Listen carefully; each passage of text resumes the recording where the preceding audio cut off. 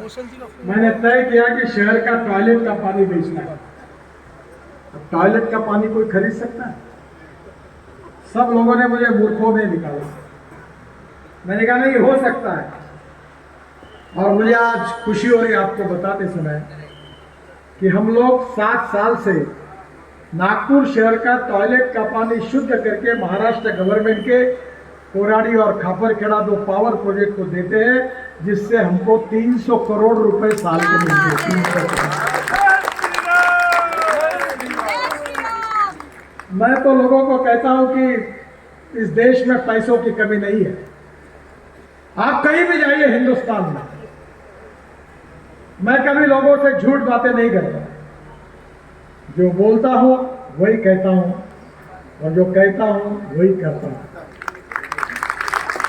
लोगों को विश्वास नहीं था कि दिल्ली से जयपुर 2 घंटे में जाएंगे। लोगों को विश्वास नहीं था कि दिल्ली के देहरादून 2 घंटे में जाएंगे। दिल्ली से हरिद्वार 1.5 घंटे में जाएंगे। दिल्ली से चंडीगढ़ 2.5 घंटे में जाएंगे। दिल्ली से श्रीनगर 8 घंटे में जाएंगे। कटरा 6 घंटे में जाएंगे। अब चेन्नई से बेंगलोर 9 घंटे लगते थे, अब 2 घंटे में जाएंगे। और मैसूर से बेंगलोर ये 3.5 घंटे लगते थे, अब 1 घंटे में लोग जा रहे हैं। मैं आपको कि हमारे देश में काम करने वालों की कमी नहीं है। हमारे देश में ईमानदारी से देश के लिए और समाज के लिए काम करने वाले नेताओं की कमी है।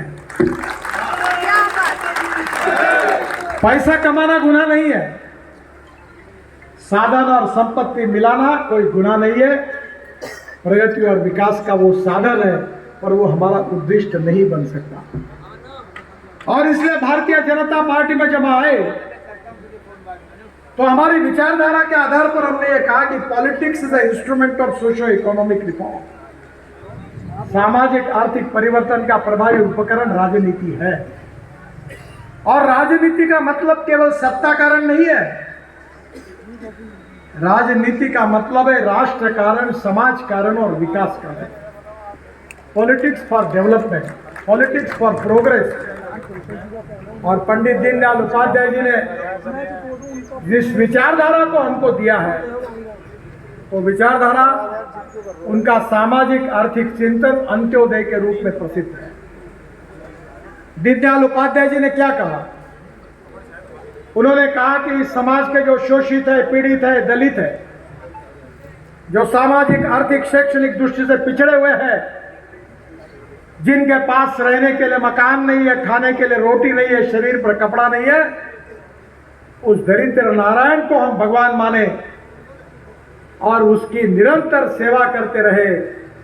और जिस दिन उस व्यक्ति को रोटी, कपड़ा और मकान मिलेगा, उसी दिन हमारा कार्य पूरा होगा, ऐसा हम समझेंगे। यही भारतीय जनता पार्टी की विचारधारा है। हमारी पार्टी कार्यकर्ताओं की पार्टी है। ये माँ बेटों की और पिता पुत्र की पार्टी नहीं है। यहाँ प्रधानमंत्री के पेट से प्रधानमंत्री नहीं निकलता, यहाँ एमएलए के पेट से एमएलए निकलता नहीं, एमपी के पेट से एमपी निकलता नहीं। मैं बीच में राजस्थान की विधानसभा में आया था, शायद 1-1.5 साल पहले। तो उस समय स्पीकर साहब ने मुझे बुलाया था, तो मैंने उनको कहा था कि राजनीति में सब लोग दुखी है।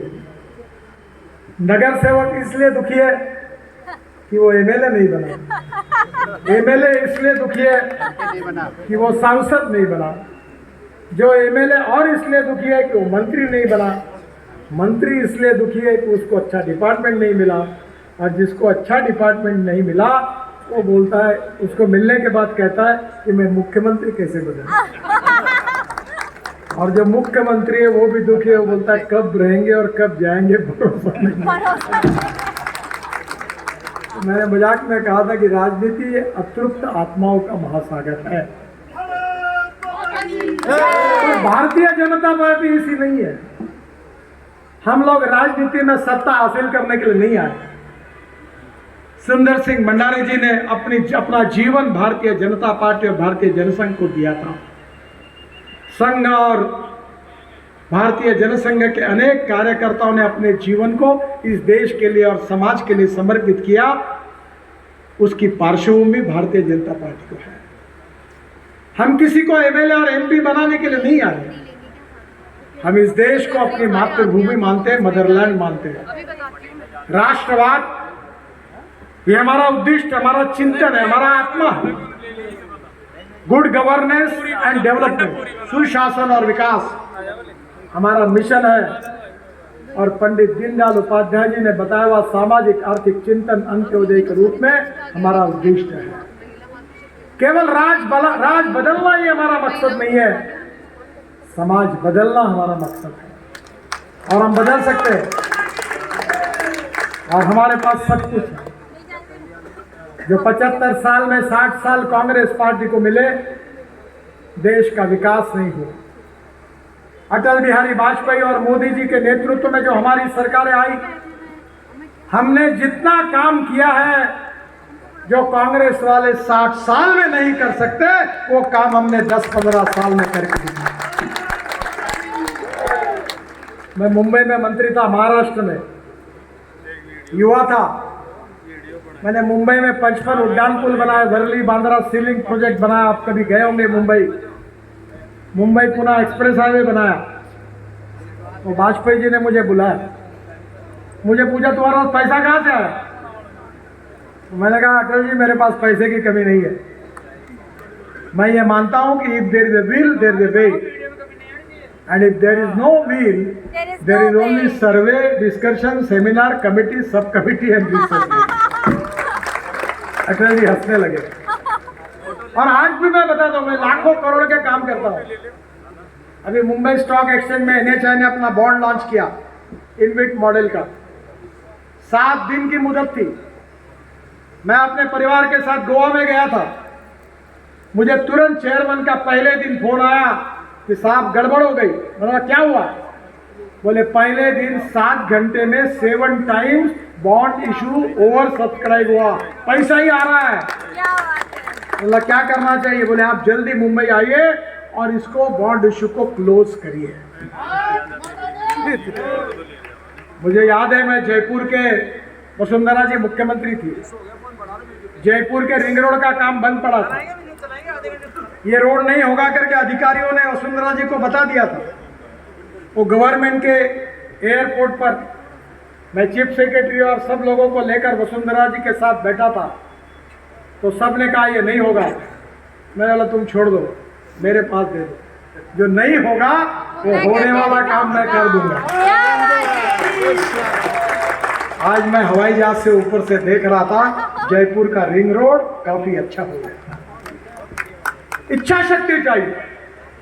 मोदी जी के नेतृत्व में हिंदुस्तान को, हमको विश्व गुरु बनाना है, नंबर 1 की आर्थिक शक्ति बनाना है, गांव गरीब मजदूर किसान का कल्याण करना है, एक्सपोर्ट को बढ़ाना है, इंपोर्ट को कम करना है, और रोजगार की निर्मित करके हमें सुखी, समृद्ध और संपन्न देश बनाना है।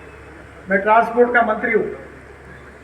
मैं 5 साल पहले कहता था इलेक्ट्रिक पर बस चलेगी, इलेक्ट्रिक पर स्कूटर चलेगी, इलेक्ट्रिक पर कार चलेगी। मेरे डिपार्टमेंट में तो लोग हंसते थे।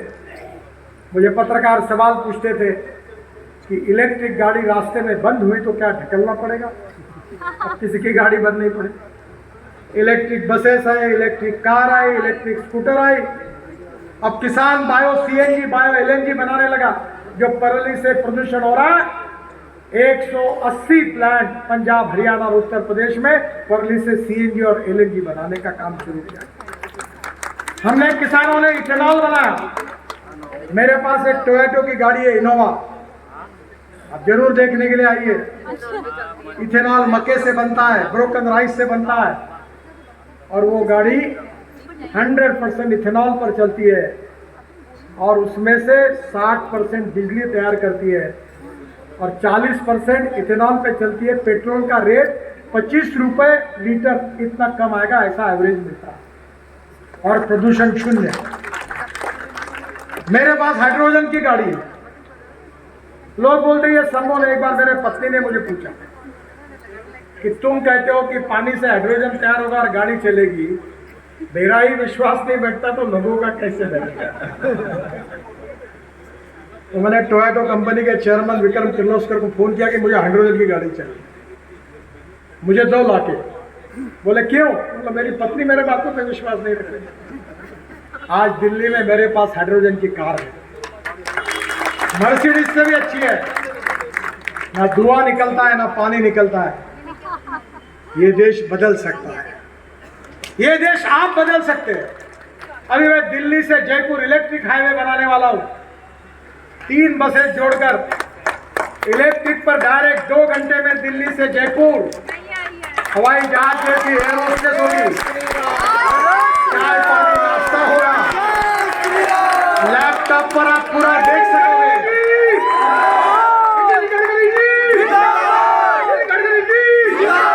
और आखिरी की बात मेरी ध्यान से सुनिए कि डीजल बस की तुलना में उसका रेट 30% कम होगा। हमने पानी पर हवाई जहाज उतार दिया, पानी पर। इसी राजस्थान में राजनाथ सिंह जी और मैं, डिफेंस के अपने प्रमुख रावत साहब, सब मिलकर पाकिस्तान की बॉर्डर पर हमने रोड पर हवाई जहाज उतारा। सब कुछ हो सकता है, मोदी जी और हम सब कुछ कर रहे, इसका श्रेय हमको नहीं है, इसका श्रेय भारतीय जनता पार्टी को भी नहीं है। इसका श्रेय अगर किसी को है तो हमें चुनकर देने वाली मेरे सामने बैठी हुई जनता को है। आप अगर सही निर्णय नहीं करते, आप अगर हमारे सांसदों को चुनकर नहीं देते, दिया कुमार जी सांसद बन के चुनकर आई, अगर हमारे सांसदों को आप नहीं जिताते तो मोदी जी प्रधानमंत्री नहीं बनते, और मोदी जी प्रधानमंत्री नहीं बनते तो मैं भी मंत्री कैसे बनता। तो जो कुछ चल रहा है वो आपके कारण है। माए बाप सरकार आप ही हो, और इसलिए राजस्थान के विकास के लिए डबल इंजन चाहिए। दिल्ली में मोदी जी के नेतृत्व में एनडीए भारतीय जनता पार्टी की सरकार है। अब राजस्थान की सरकार को आराम करने दो, जो है अभी वो काम की नहीं है। अब राजस्थान में फिर से एक बार जो कीचड़ फैला हुआ है वो कीचड़ हटेगा, सूरज निकलेगा और भारतीय जनता पार्टी का कमल।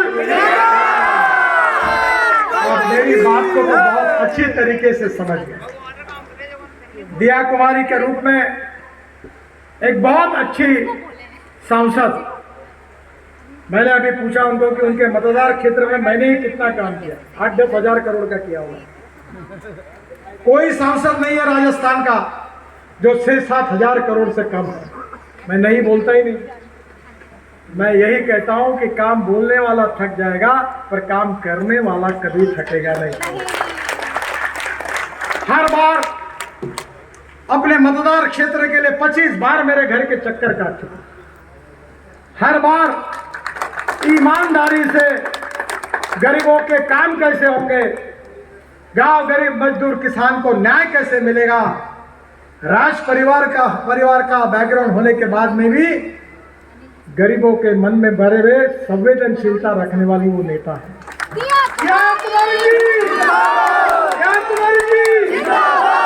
उनमें काम करने की क्षमता है, आपकी आशा आकांक्षा और अपेक्षा पूरी करने की ताकत है, इस मतदार क्षेत्र को बदलने की ताकत है, और भारतीय जनता पार्टी की वो उम्मीदवार के रूप में खड़ी है। मुझे पता है कि उनकी जीत तो बिल्कुल पक्की है,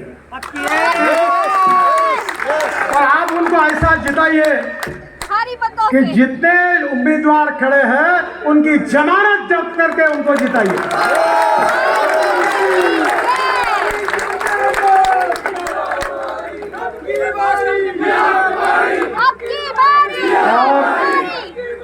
आप सबकी सेवा करने का उनको अवसर दीजिए, कमल की बटन दबाइए, भारतीय जनता पार्टी की सरकार लाइए, और राजस्थान को डबल इंजन के बुलेट ट्रेन से ऐसे रिकॉर्ड ब्रेक स्पीड से दौड़ाइए जैसा हाईवे मैंने बनाया। दिल्ली से जयपुर क्या स्पीड होती है? अभी नया हाईवे भी पूरा हो रहा, दिल्ली से जयपुर 1.25 घंटे में होगा। अभी वो दासना ना कौन सा जगह यहाँ से पलट के दौसा के पहले ही एक नया रोड बना रहा हूँ, दिसंबर के पहले पूरा हो जाएगा और दिल्ली से जयपुर 1.25 घंटे में हो जाएगा। बाद में इलेक्ट्रिक हाईवे भी हो जाएगा, आप आराम से जा सकोगे। आपके रिंग रोड पर भी इलेक्ट्रिक हाईवे कर दूंगा। ये सब करने के लिए आपका आशीर्वाद चाहिए, आपका विश्वास चाहिए, आपका समर्थन चाहिए।